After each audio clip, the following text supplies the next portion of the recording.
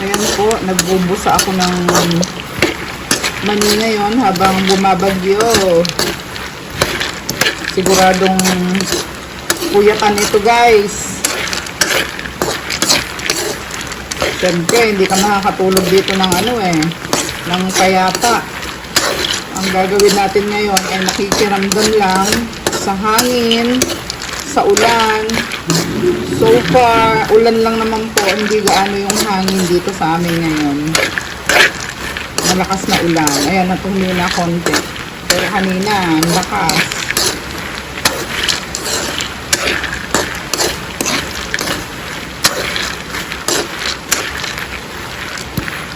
Nasunog na yung iba. Kaya nagbusa nga ako ng ng mani guys, para meron akong kukutin mamaya habang nakikiramdam tayo sa mga mangyayari.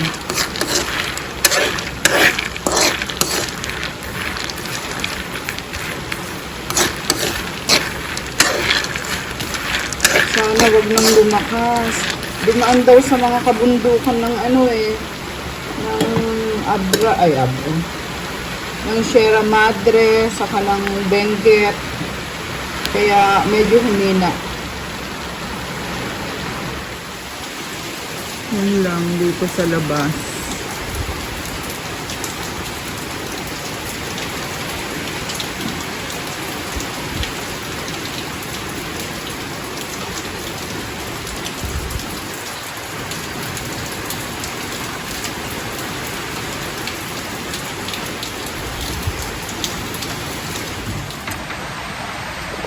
Ayan, naka-headphone ako kasi nga gusto ko pong marinig yung yung balita. Maya't maya ako nakikinig sa balita. Hindi na namin binuksan yung TV.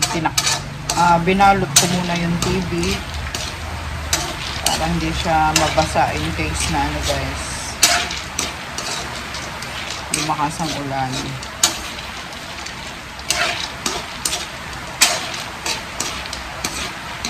Tapos may mga itinabi na kami mga gamit namin.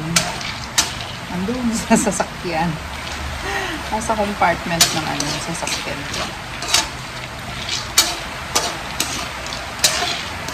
Para wag siya mabasa yung mga importanteng mga bagay.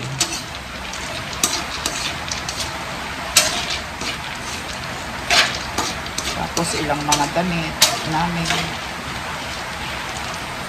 Yan, okay na ito. Naamoy ko na siya. Ang bango.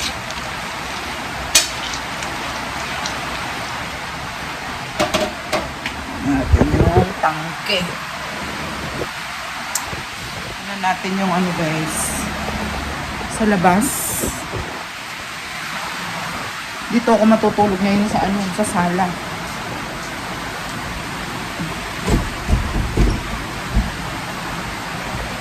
Ayan siya. Kaya pa naman po, konti lang ang hangin. Sana wag na siyang lumakas. Ganyan na lang siya.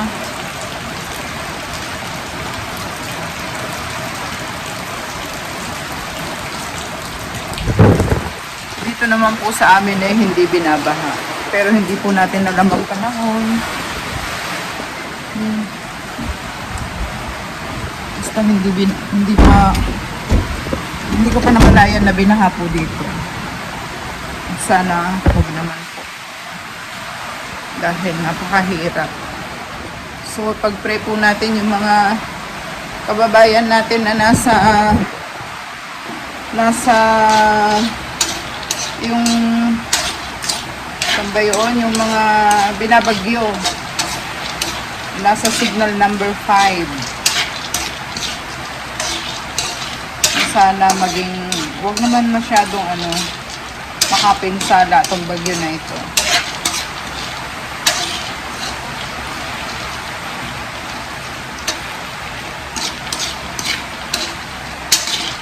Mainit pa kasi itong yung kawali. Kaya hinahalo ko siya para wag masunog. Yung init ng kawali, yun yung luluto pa sa kanya. Ayan. Ay, nako.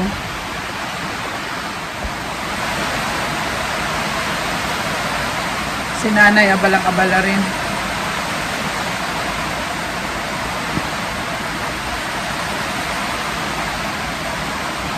Ako din po, abalang-abala sa pakikinig at panunood ng mga balita.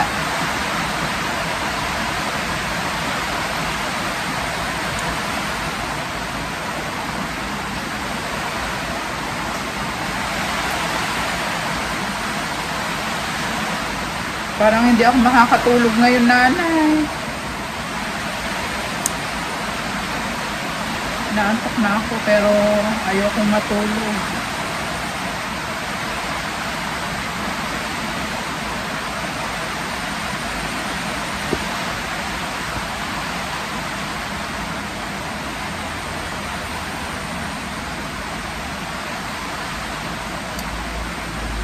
Busy rin si nanay kanina na nagsinop ng mga gamit niya.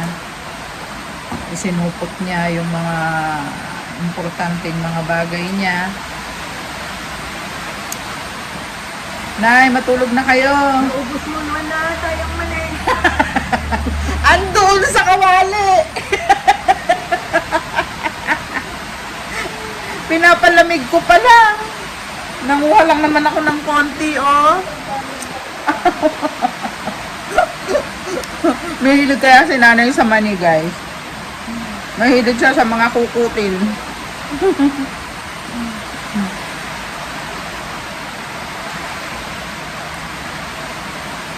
Nakakuha na kayo, nay? Nanay? Nakakuha na kayo ng mani? Pinagbintangan pa ako na inubos ko na daw yung mani eh.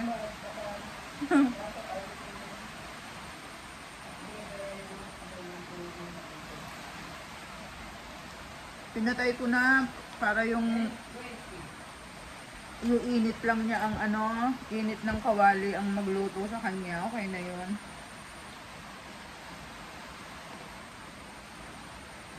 Ayan guys, hihina, lalakas. Ngayon, ambon lang oh.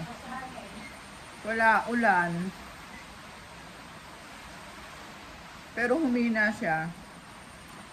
Mamaya uli, ganun lang siya eh. Lalakas, hihina.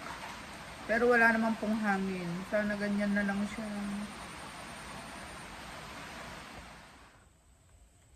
Anong oras na? Gising po ako ng mga 2:30. Pero kanina ko pa naramdaman na wala ng ulan. Kalmado na po. At salamat naman. Dahil hindi talaga tayo binagyo ng sobra. Kung ano lang po yung ulan kagabi, yun lang yun. Hindi naman po siya malakas ang hangin. Malakas lang yung ulan kagabi. Pero ngayon, okay na siya. Wala na. Wala na si Pipito. Guys. At maraming salamat sa Diyos. Dahil wala naman pong okay kami. Okay ang mga kapitbahay. Wala pong rito. Nangyaring hindi maganda. Kaya salamat sa Diyos. Nakalampas si Pipito nang walang iniwang sakuna dito.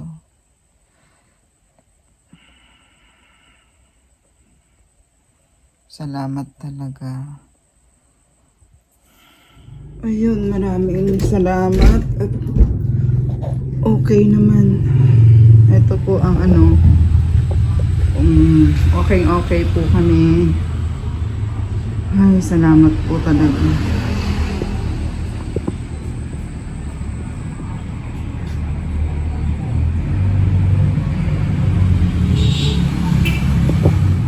ito yung TV. Tinakpan ko talaga ito, guys. Yung takip ng motor. Talagang ikinover ko rito. Para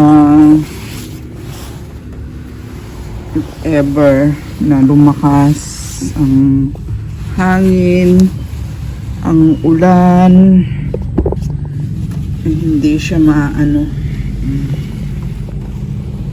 Ito siya. Oh. Melay. Si Melay, pinalabas ko lang kaninang iihi siya.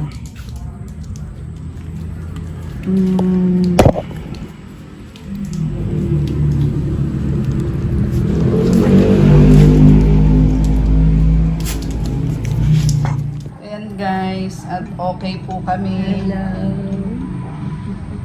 Naglilinis na ako dahil marami rin pong mga doon. Mga dahon, yun lang ang mga dahon. Tapos yung mga isinilop naming mga gamit namin, syempre ilalabas na rin namin. Ayan ang mahalaga, safe po kami. At safe din po sana ang lahat. Aray ko. Sakit tinamaan yung ko. Eto guys, tignan ninyo yung mga binalot-balot ni nanay kahapon. Pati apple. Kaya ilalabas na rin natin ngayon ito.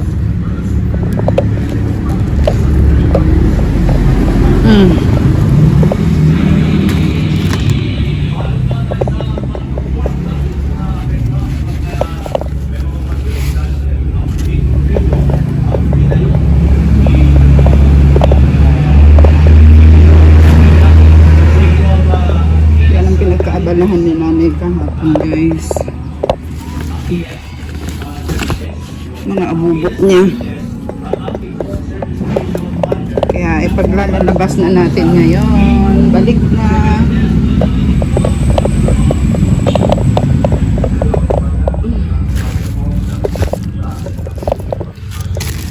Pati alkansya ko, guys.